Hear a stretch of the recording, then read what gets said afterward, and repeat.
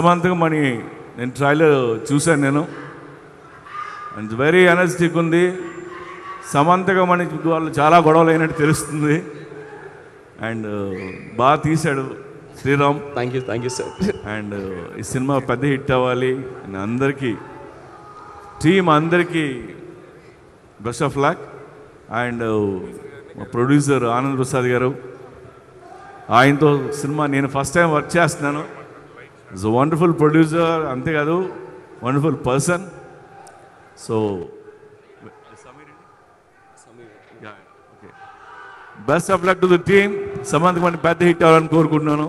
Thank you so much. Shivaji క్రీస్తు శకం ఫిబ్రవరి 19, 1630వ సంవత్సరం పూణే జిల్లాలోని జున్నార్ పట్టణం దగ్గర గల శివనేరి కోటలో జన్మించాడు.